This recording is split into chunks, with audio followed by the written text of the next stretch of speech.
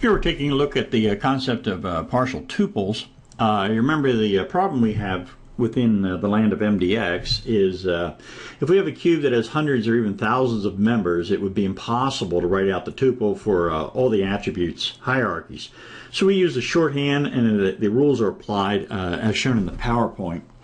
Rule number one, if the member's reference is omitted, then we use the attributes, the default member, as we're coming on through there. That's why, again, if we come through and we do not put down a measure and we run a query against MDX, we get a return anyway because we have a default measure.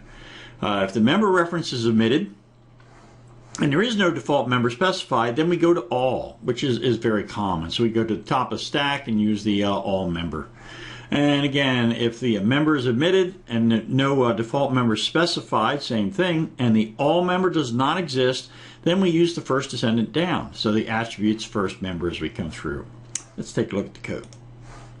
So first thing we have down here is we're just going to run this little query, and just to come through so we can show you the shorthand as we drop on through and get rid of these.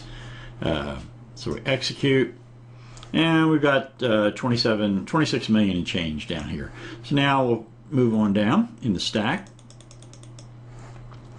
And I've deleted out the measures reseller sales amount, so we can use rule number one down there. The member is omitted. So now we're going to use the default, which is reseller sales amount.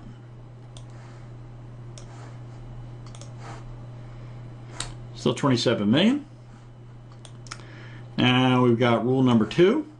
And in rule number two, we're coming down here and I'm dumping out the all periods and all periods as we have down in here, as we were showing down here, so we can show you rule two. And I've still implemented rule one because I'm using the default reseller sales amount. So now this is commented out and we'll execute it.